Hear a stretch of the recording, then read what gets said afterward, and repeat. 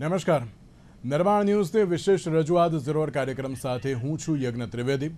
દર્શક મિત્રો, આજે ઝીરોડ કાર્યક્રમમાં ચર્ચા વિચારણા કરવાની છે ધાર્મિક આસ્થાને જે ઠેસ પહોંચાડવામાં આવી છે તેને લઈને. મારે એટલા માટે આજે આ કહેવું પડી રહ્યું છે કારણ કે જ્યારે જૂનાગઢમાં જે ભવનાથનો મેળો કે જેને મિની કુંભ તરીકે ઓળખવામાં આવે છે એ એક આસ્થાનો મેળો છે, એક શ્રદ્ધાનો મેળો છે. દરેક લોકો જતા હોય છે પોતાની આસ્થા અને શ્રદ્ધાની સાથે, અને તેમાં પણ જ્યારે ચેડા કરવામાં આવે ત્યારે સૌથી પહેલો સવાલ એ થતો હોય છે કે કેમ, કોને પૂછીને ચેડા કરો છો અને કેમ કરો છો. જ્યારે આસ્થાની વાત આવતી હોય ત્યારે એક બાજુ દરેક લોકો જે પરંપરાગત રવેડીને નિહાળવા માટે જતા હોય છે, સાધુ સંતોના આશીર્વાદ લેવા માટે જતા હોય છે, મહાદેવના તરતો આશીર્વાદ લેવા માટે જતા હોય છે, અને તેમાં પણ એક સોશિયલ મીડિયા ઇન્ફ્લુએન્સર, એ તો પછી પણ તેની સાથે વિવાદો ભરેલી ઇન્ફ્લુએન્સર હું કહેવા માગું છું, વિવાદો ભરેલી ઇન્ફ્લુએન્સર કીર્તિ પટેલ કે જ્યાં ભવનાથના મેળામાં ગયા અને સાથે મૃગી કુંડ કે જેમાં એક મહત્વ હોય છે કે સાધુ સંતો તેમાં રવેડી જ્યારે સમાપન થતી હોય છે ને ત્યાં સ્નાન કરતા હોય છે, અને એમાં માત્ર ને માત્ર સાધુ સંતો જ હોવા જોઈએ, બીજું કોઈ નહીં. પણ તેમાં એ ભગવા વસ્ત્ર ધારણ કરીને બેન ત્યાં પહોંચે છે અને ત્યાં સ્નાન કરે છે. કયા કારણોસર? શું રીલ બનાવવા માટે? અત્યારે તો બધી જ હદો પાર કરી દેવાની. અને જે આ વિવાદ જોવા મળ્યો માત્ર કીર્તિ પટેલનો નહીં, પરંતુ તેની સાથે એક મહિલા પીઆઈએ પણ આ નિયમો તોડ્યા હોવાની બાબત સામે આવી હતી. એટલે સવાલ એ થતો હોય છે કે હવે કોના એમ કહેવાય ને કે સપોર્ટથી અત્યારે તો એટલે સુધી પહોંચ્યા. એસડીએમ દ્વારા સ્ટેટમેન્ટ પણ આપવામાં આવ્યું હતું કે જે અત્યારે તો એન્ટ્રી હતી અને તેમાં પણ દરેક લોકોએ ભગવા વસ્ત્ર ધારણ કર્યા હતા. જે બધા સાધુ સંતોની એન્ટ્રી હતી ને એમાં ખબર નહીં કઈ રીતે પોલીસની નજર ચૂકવીને અંદર એન્ટ્રી કરી લીધી, તેને લઈને એક સવાલ થતો હોય છે. ને જ્યારે આ તમામ પ્રકારની જે પરિસ્થિતિ સામે આવી ત્યારે સવાલ પણ એ છે કે કાર્યવાહી થશે તો કેવી રીતે થશે. તેની સાથે આ મુદ્દા ઉપર ચર્ચા વિચારણા કરવી છે. ચર્ચા વિચારણા કરવા માટે અમારી સાથે જોડી ગયા છે ડૉક્ટર જ્યોતિનાથ કે જેઓ ધર્મગુરુ છે, અને સાથે સાથે ડૉક્ટર હિતેશ રામાનુજ કે જેઓ ઈએનટી સર્જન તો છે અને સાથે સાથે એક સામાજિક કાર્યકર પણ છે. જે આ બંનેનું સૌથી પહેલાં તો સ્વાગત છે. જ્યોતિનાથજી, શરૂઆત મારે આપનાથી કરવી છે. જ્યોતિનાથજી, કીર્તિ પટેલ આ એમ કહેવાય ને કે ભક્તિ કહેવાય કે બધી પબ્લિસિટી સ્ટન્ટ કહેવાય, અને કયા કારણોસર અત્યારે તો આ પ્રકારે એ લોકો આ સોશિયલ મીડિયા ઇન્ફ્લુએન્સરની આપણે વાત કરીએ, પોતે સોશિયલ મીડિયા ઇન્ફ્લુએન્સર છે પણ તેની સાથે 10 જેટલા ગુના નોંધાઈ ગયેલા છે. રાયોટિંગનો ગુનો પણ છે, મારામારીનો ગુનો પણ નોંધાયેલો છે સુરતમાં, અને ત્યાં સાથે અમદાવાદમાં પણ ખંડણી સહિતના જે હત્યાના પણ જે એમ કહેવાય ને કે હત્યાની ધમકી આપનારા પણ અત્યારે તો જે 10 જેવા ગુના દાખલ થયેલા છે. સવાલ એ થતો હોય છે કે આ પ્રકારે અત્યારે તો જે સ્નાન કરવું અને કોની પરમિશન સાથે, આસ્થા સાથે ચીડા જોવા મળી રહ્યા છે, કઈ રીતે જોઈ રહ્યા છો આપ તેને? પહેલી જો વાત કરું તો આ સનાતન ધર્મની બહુલક પ્રજા સાથે જોડાયેલો દેશ છે, અને જ્યારે તહેવાર પણ સનાતનનો હોય. મહાશિવરાત્રી મૂળભૂત વાત જ એ છે કે સંતોના મિલાપનો દિવસ. સંતો આવે, ભેગા થાય, નિર્ણયો લે, ધર્મસભાઓ થાય, આ બધું હોય છે. તેની અંદર ધીરે ધીરે પ્રજા ઉમેરાતી ગઈ, અને પ્રજા ઉમેરાતી ગઈ એટલે પ્રજા પણ આવતી થઈ દર્શન કરવા માટે કે ચલો એક સાથે આટલા સંતોને લાભ મળે છે, આમ છે તેમ છે, ચલો અમને એનો પણ વાંધો નથી. પણ પછી આ હદે થાય કે એ મુરગીકુંડમાં ક્યાંક કોઈક પદાધિકારી, કોઈક અધિકારી, હવે તો આ નાટકબાજ આવી ગયા, એ એન્ટર થઈ જાય અને પછી સ્નાન કરે. આ બધું યોગ્ય નથી. કારણ કે એવું કહેવાય કે મુરગીકુંડની અંદર શિવરાત્રીની રાતને કદાચ કોઈને ખબર નથી, પણ શિવજી કોઈ પણ સ્વરૂપે સ્નાન કરવા આવતા હોય તો શિવજી જ્યારે સ્નાન કરવા આવતા હોય ત્યારે એની પરંપરા હોય, એની સાથે વિરક્ત આત્માઓ સ્નાન કરે, જે શિવ સ્વરૂપ કહેવાતા હોય છે, જે પોતાનું શ્રાદ્ધ કરી, પોતાનો ત્યાગ કરી, સંસારનો ત્યાગ કરી, ભગવા વસ્ત્ર પહેરી અને સમાજને કે નાગા સાધુ હોય, સંન્યાસી હોય, દરેક પોતે ત્યાગની એક પરાકાષ્ઠા સાથે અનુષ્ઠાન ને બધું કરતા કરતા આજે આજ વર્ષમાં એક વખત આ સ્નાન કરવા આવે કે ચલો મને મારા મહાદેવ સાથે સ્નાન કરવાનો લાવો મળશે. ભાવનાઓ, આ ભાવના સાથેને ખિલવાડ છે. આ ભાવના સાથેના આ લોકોનો પછી વરિયા સાહેબ હોય કે પછી કીર્તિ પટેલ હોય, આ બધા કર્યું છે. ને ખરેખર આ લગભગ 3 થી 4 જણાનો મેટર મારી પાસે આવ્યો છે. કાળા કપડાવાળા બેન હતા તે છે, વરિયા સાહેબની સાથે પણ બીજા એક ભાઈ હતા, અને કીર્તિ પટેલની સાથે પણ 1-2 જણ હતા.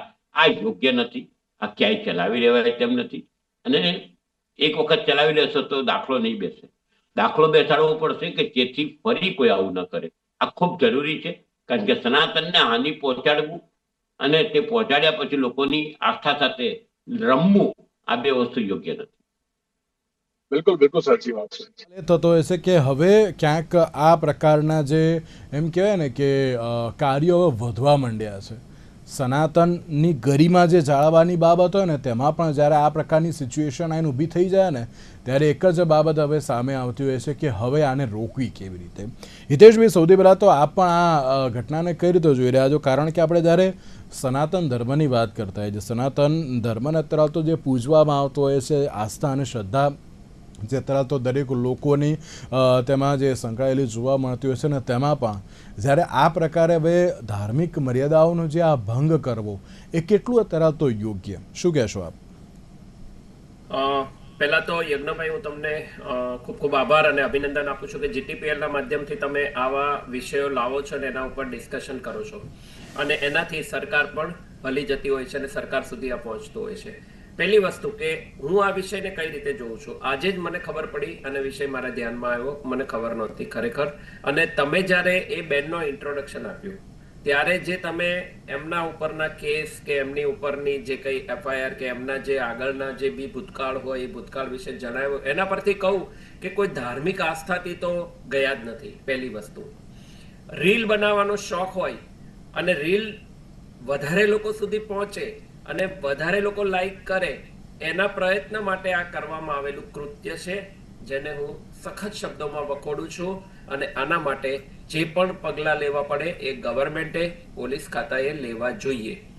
બીજી વાત કરી દઉં કે સમાજનું આજે જો મોટામાં મોટું કોઈ દૂષણ હોય, મોટામાં મોટું દૂષણ, તો રીલ બનાવવા. યંગ લોકો આજકાલ રીલ બનાવવા માટે થઈને પોતાના જાનને પણ જોખમમાં મૂકી દેતા હોય છે. અને જેટલા એક્સિડન્ટ થાય તમે ઘણીવાર જોવો છો કે કોઈ નહેરમાં પડી ગયું, કે કોઈ નદીમાં તણાઈ ગયું, કે કોઈ ઉપરથી પડી ગયું, આ રીલ બનાવવાની લાઈવમાં કોઈ એક્સિડન્ટ થઈ ગયો. રોડ ઉપર લોકો ગમે તેવા સ્ટન્ટ કરે છે રીલ બનાવવા માટે. તો આ એક જે ભૂત ભરાયું છે, એ ભૂત માટે અને એ ભૂતને કાઢવા માટે અને સમાજને આગળ નુકસાન થતું અટકાવવા માટે પણ કંઈક સોશિયલ મીડિયા ઉપર કંઈક કંટ્રોલ હોવો જોઈએ અને આના વિશે પણ એક વિચારવું પડે. પણ આવું કૃત્ય કોઈ દિવસ ચલાવી લેવાય નહીં. કેમ પહોંચી ગયા, તંત્રની ક્યાં ભૂલ થઈ, પોલીસ ખાતાની ક્યાં ભૂલ થઈ, શું થયું, એ બધો તપાસનો વિષય છે. અને એ વિષય ઉપર આપણે આશા રાખીએ કે સનાતન ધર્મ ઉપર જ્યારે ધાર્મિક આસ્થા જોડાયેલી છે, જ્યારે લાખો સાધુઓ અને સંતો ત્યાં સ્નાન કરવા આવી રહ્યા છે, લાખો લોકો બીજા પણ ત્યાં હોય છે, ત્યારે કોઈ એક સ્ત્રી આવું કૃત્ય કરે, એ કૃત્ય બિલકુલ ચલાવી લેવાય નહીં. બિલકુલ બિલકુલ સાચી વાત છે. આમાં સવાલ પણ એ થતો હોય છે ને જ્યોતિનાથજી, કે જ્યારે તંત્ર દ્વારા એક બાજુ આમ પેલું કહેવાય ને કે તેમને અભિનંદન પાઠવવા જોઈએ કે આટલું સારું આયોજન કર્યું, કે કોઈને અત્યારે તો પેલું કહેવાય ને કે કોઈ મુશ્કેલી ન સર્જાય તેના માટેનું એ બહુ સારામાં સારું આયોજન કર્યું. પણ હવે આ કીર્તિ પટેલ અંદર ઘૂસી કેવી રીતે, તે સૌથી મોટો એક સવાલ છે. અને સાથે સાથે આ તો ખબર પડી, આ તો ના ખબર પડી હોય ને નીકળી ગઈ હોય તો શું, એને લઈને પણ અત્યારે તો એક બાબત જોવા મળતી હોય છે ને. એમની આજુબાજુ જે સાધુ સંતો પણ હતા ને તેમને પણ ક્યાંક ખબર પડી એટલે અત્યારે તો એને બહાર પણ કાઢી દેવામાં આવી. ત્યારે સવાલ જ્યોતિનાથજી એ પણ અત્યારે તો થતો હોય છે ને કે આ ધાર્મિક મર્યાદાઓને જે આ ભંગ તો જોવા મળ્યો, પણ તેની સાથે થોડી તંત્રની પણ આમાં ચૂક છે. તે યજ્ઞ, તમે ખાલી કીર્તિ પટેલ પર અટકી ગયા છો. એટલે હું પહેલા કહું કે કદાચ કીર્તિ પટેલની જગ્યાએ કોઈ આતંકવાદી અંદર બેસી ગયો હતો. સાચી વાત છે. આ વિષય છે, શું કેટલી મોટી છે, આ નાની નથી, જેને નજરઅંદાજ કરવાની જરૂર નથી કોઈ. બીજા નંબરમાં તમે એક જગ્યાએ અત્યારે ઢીલા સરસતો તો પાછળ બીજા ઇન્ફ્લુએન્સરને ખબર પડશે કે આ તો કશું નહીં થતું યાર, છોડને. આ મગજમાં બેસી જશે નવી ફિલ્મ. ત્રીજા નંબરમાં વાડજ ચીબડા ગળે તેમ એક અધિકારી પોલીસમાં પીઆઈ કક્ષાના અધિકારી પણ પોતાના પરિવાર સાથે ડૂબકી મારવા આવ્યા કેટલું યોગ્ય? આ બધું જ ક્ષમ્ય નથી.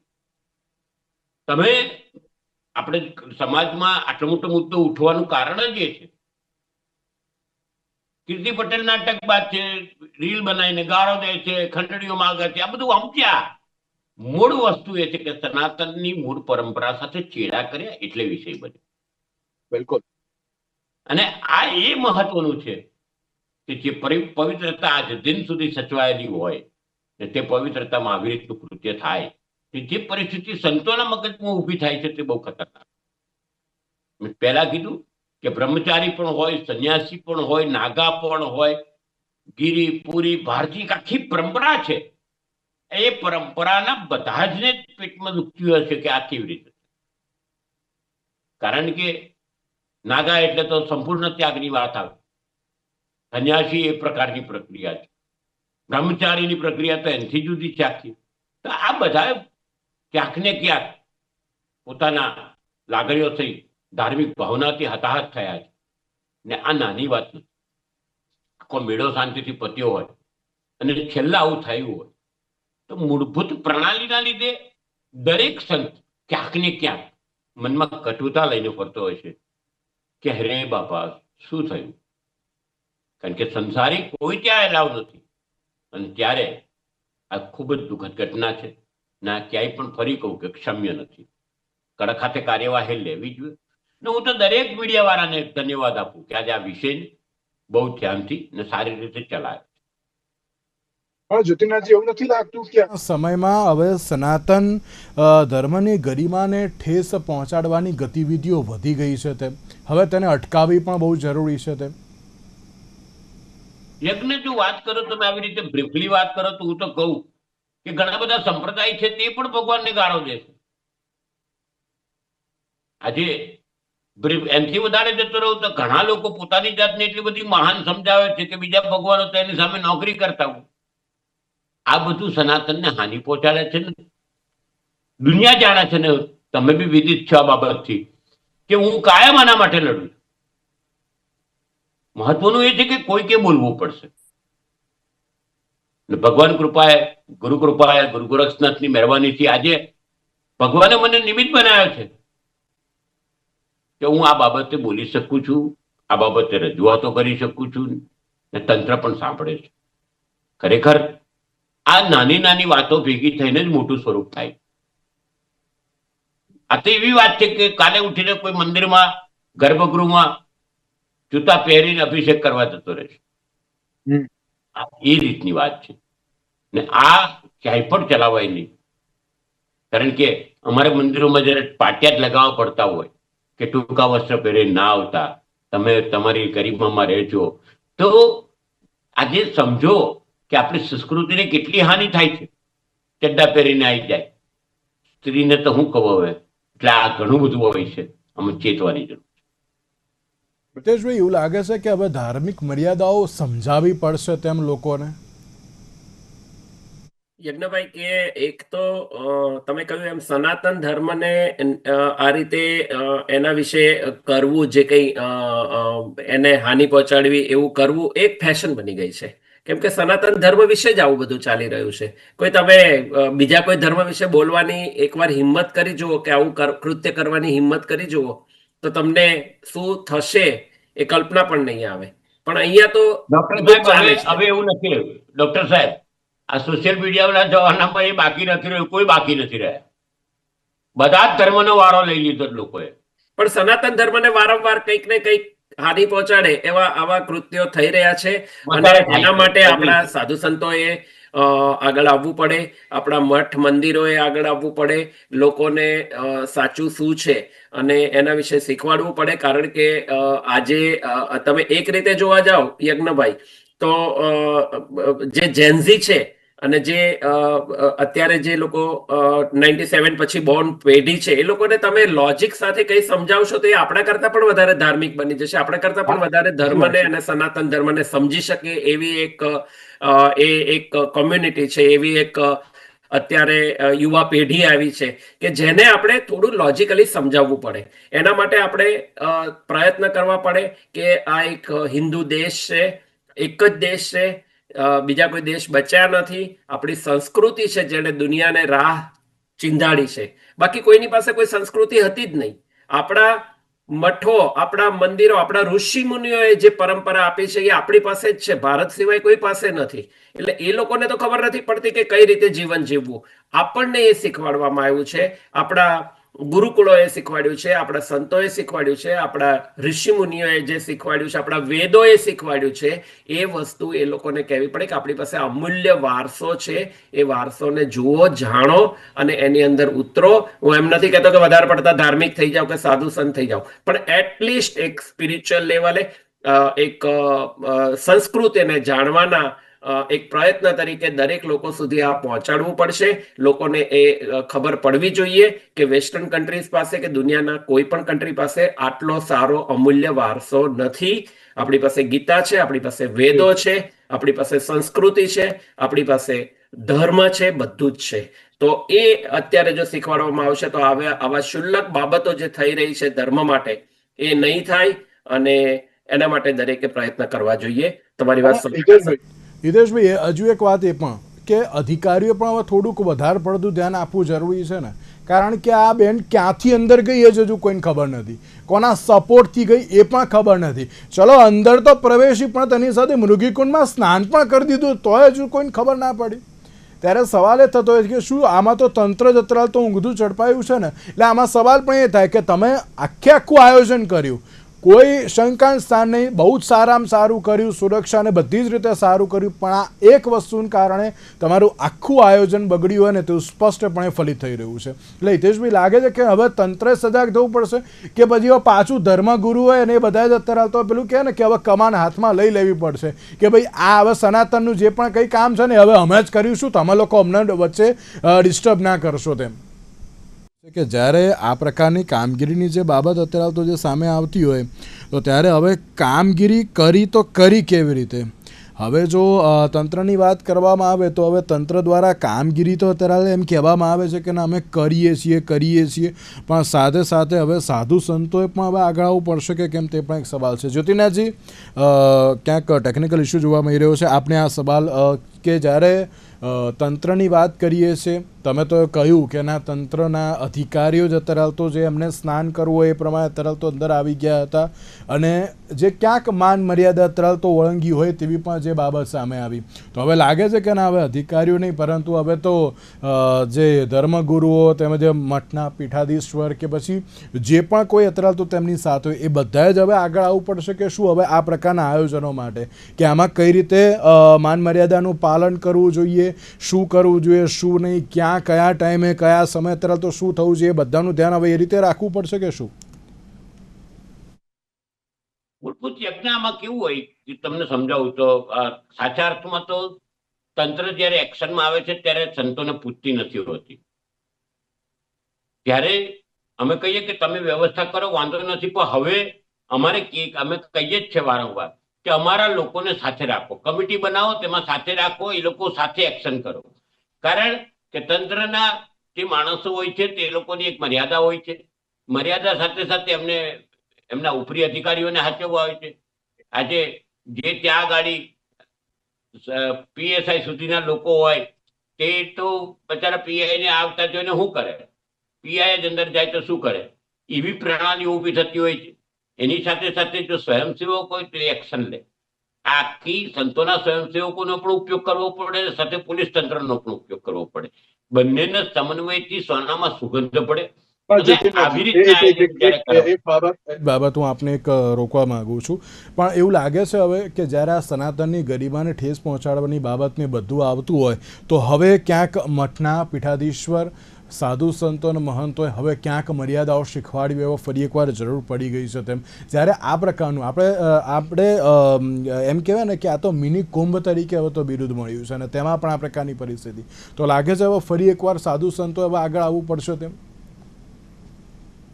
આવવું પડશે અને સાધુ સંતોએ હું એ જ કહું છું કે એક્શનમાં આવવું પડશે ને એક્શન લેવા માટે ઘણી વખત જરૂર પડે ત્યાં અધિકારીને કેવું પડશે કે અધિકારી તમારી લિમિટ આટલી જ છે, અંથી આગળ અમે કરીશું, તમે મગજ ના બગાડો. આ રીતનું કરવું જ પડશે. અધરવાઇઝ શું થશે કે ઘણા બધા માલાવાડ ઇન્ટેન્સ કે રીલ મેકરો ઇન્ફ્લુએન્સરો આવીને તમને આખી પ્રણાલીને તમે કુંભમાં પણ જોયું છે કે આ મિની કુંભની વાત કરો તો ત્યાં પણ જોયું છે, આ વખત માગી મેડમમાં પણ જોયું છે. આવું વારંવાર થતા કૃત્યને ક્યાંક ને ક્યાંક અધિકારીને પણ બાજુ પર રાખીને કામ કરવું પડે, કારણ કે આની પરંપરાઓ વિશે અધિકારી ના જાણતા હોય. સમજો, અધિકારી તો આઈએએસ કે આઈપીએસ બનીને આયા હોય, તેમને ઘણી બધી પરંપરા ના જ ખબર હોય. તો ના ખબર હોય ત્યારે એમને જ્ઞાન આપવા જોઈએ તો હલવી જોઈએ, એના કરતા અમને જ વ્યવસ્થા આપે તો અમે સાચવી લઈએ. સાચી વાત છે. તો હવે જોવાનું એ રહ્યું કે હવે આને હવે રોકવામાં કેવી રીતે આવશે, કારણ કે જ્યારે જે આજે કહ્યું કહેવાય કે સાધુ સંતો દ્વારા પણ જે સ્ટેટમેન્ટ આપવામાં આવ્યું કે ના હવે તેની ઉપર યોગ્ય કાર્યવાહી થવી જોઈએ તેવું તો લાગી રહ્યું છે. હિતેશભાઈ, જ્યારે આ પ્રકારની પરિસ્થિતિ, તો હવે લાગે છે કે ના હવે તંત્ર દ્વારા યોગ્ય કાર્યવાહી કરવી એ બહુ જરૂરી બની ગઈ છે તેમ? યોગ્ય કાર્યવાહી કરવી જ જોઈએ અને કરશે જ, કારણ કે આમાં તો ડાયરેક્ટ પોલીસ ખાતાની કે તંત્રની બેદરકારી દેખાઈ આવે છે થોડી ઘણી પણ. અને આપણે જે પ્રશ્ન પર હતા કે આમાં તમને લાગે છે બેદરકારી, પણ હું ક્રિટિસાઇઝ એટલા માટે નથી કરતો કે 2-3 દિવસથી એ લોકો સતત રાત દિવસ મહેનત કરતા હશે કે અઠવાડિયાથી મહેનત કરતા હશે, અને કોઈ નાની ચૂક કોઈ એકાદ અધિકારીથી થઈ જાય તો એમાં કોઈ એમનો ગંભીર કોઈ ગુનો બની નથી જતો. પણ હવે આવું ના થાય અને થયું કેમ એની પણ તપાસ થાય, અને આપણે કોઈ એમને મોરલ ડાઉન થાય એવું કોઈ આપણે સ્ટેટમેન્ટ નહીં આપીએ, એટલા માટે કે આખરે મેં જોયેલા છે કે પોલીસ ખાતું આ માટે ખૂબ જ દિવસ રાત મહેનત કરતું હોય છે, અને એમાં એકાદ જણની ભૂલ હશે ક્યાંક, અથવા ઇન્વોલ્વ હશે, અથવા તો ક્યાંક એની ભૂલ હશે, તો એની એ ના થાય એના માટે જ હવે પ્રયત્ન કરવા જોઈએ. બની ગઈ એ ઘટના ફરી ના બને એના માટે કડકમાં કડક સજા પણ થવી જોઈએ અને કડકમાં કડક પગલાં પણ લેવા જોઈએ. અને એ પણ કે હવે અત્યારે આધ્યાત્મિક પ્રસંગો એ ક્યાંક કન્ટેન્ટ ક્રિએશનનો એક પ્લેટફોર્મ બની ગયું છે. સારું કન્ટેન્ટ બનાવે છું, એમાં ના નહીં પાડું. જેમ મહાકુંભનું આયોજન હતું તો ત્યારે એવા કન્ટેન્ટ બનાવ્યા હતા. જ્યોતિર્નાથજી પણ એગ્રી કરશે કે ના, એ લોકોએ એમ કહ્યું હતું કે ભાઈ અહીંયાથી અહીંયા જવાનું, અહીંયા આ પ્રકારની સુવિધા છે, અહીંયા આમ છે, એ પ્રકારનું કન્ટેન્ટ બનાવ્યું હતું, બહુ સારું હતું, એમાં કોઈ ના નહીં. પણ આ પ્રકારનું કન્ટેન્ટ અત્યારે તો બનાવતા લોકોને પણ રોકવા પડશે તેવું લાગી રહ્યું છે હવે આમાં. આવા કન્ટેન્ટ બનાવનારને તો રોકવા જોઈએ, ને રીલ માટે જેને જે જોતા નથી કે શું ધર્મ છે અને શું સાધુ સંતોની મર્યાદા હોવી જોઈએ અને સમાજમાં આવું ખોટું પેલું ના જાય, એના માટે ખરેખર એ ધ્યાન રાખવું પડશે. કન્ટેન્ટ સારા બનાવે 100% આવકાર્ય છે, એના માટે વાંધો નથી. પ્રચાર જેટલો સારો થાય સનાતન ધર્મનો, મેળાઓનો કે હિન્દુ તહેવારોનો, એ સારી વાત છે, પણ એમાં આવી કોઈ ઘટના બની જાય ત્યારે ખરેખર કલંક લાગે છે અને ખરેખર દુઃખ લાગે છે. સાચી વાત છે. અને એક છેલ્લો સવાલ જ્યોતિર્નાથજી આપને, કે જ્યારે સાધુ સંતોની વાત થતી હોય અને તેમાં પણ જે એમ કે નિરંજન અખાડા દ્વારા પણ જે આજે એક નિવેદન આપવામાં આવ્યું કે આ પ્રકારની જે મર્યાદાઓનો ભંગ જે થયો છે હવે તેને તાત્કાલિક રોકવો બહુ જરૂરી છે. આગામી સમયમાં તમામ ધર્મગુરુઓ મળીને, સાધુ સંતો મળીને આ પ્રકારની મર્યાદાઓનું ઉલ્લંઘન ન થાય તેના માટે હવે કેવી રીતની કાર્યવાહી કરાવડાવશે, અને તેની સાથે જે આ ઘટના બંને જે સામે આવી છે, પછી કીર્તિ પટેલ હોય કે પછી પેલા પીઆઈની પણ વાત હોય, તો હવે તેમાં પણ કેવી રીતની કાર્યવાહીની માંગ, અને સાથે જે રીતે તમે એક બાબત કહી એ બહુ સાચી છે કે હવે જો આમાં આતંકવાદી ઘૂસી જાય કે અન્ય કોઈ ઘૂસી જાય તો પછી તેની જવાબદારી શું, તો તેને લઈને પણ હવે કેવી માંગ કરવામાં આવશે? આનું એક હવે કે અત્યાર સુધી અમે લોકો તંત્ર પર ભરોસે જીવતા હતા, તેની જગ્યાએ તંત્રને કહીશું કે આ રીતનું નહીં, અમને ઇન્વોલ્વ કરો. પહેલી વાત તો ત્યાંથી ચાલુ થાય છે. બીજા નંબરની અંદર સાચી સમજ તંત્રના અધિકારી સાથે બેસીને પણ આપવી પડશે કે આટલી આટલી મર્યાદાઓ છે ને આ મર્યાદાઓ તૂટે ના તેનું તમારે ધ્યાન આપવાનું. તમારથી ના અપાતું હોય તો અમને કહો, અમે સાચવી લઈશું. એ લેવલે જવું પડશે. ત્રીજા નંબરની વાત એવી છે કે તંત્ર, આપણે ત્યાં આગળ policy makers are the governing the government એવી હાલત છે, ને policy makers are working for the votes. આ બહુ કડવી વાતો છે આપણી. એટલે પોલિસી મેકર્સ જે છે તે બધા વોટ માટે કામ કરે છે. એ વોટ માટે કામ કરતા હોય ત્યારે એ ઘણી વખત સંસ્કૃતિની ઘણી બધી વસ્તુને લાંછન લાગતું હોય તો એ ક્યાં તો મૌન બની જાય છે કે આખાડા કાન કરે છે.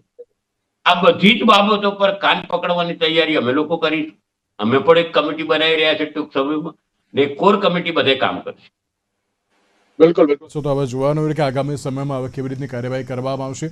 જ્યોતિનાથજી અને હિતેશભાઈ, આ બંનેનો આભાર અમારી સાથે આ ચર્ચા વિચારણામાં જોડાવા માટે. તો દર્શક મિત્રો, આજના આ વિશેષ કાર્યક્રમમાં બસ રજા આપશો. નમસ્કાર.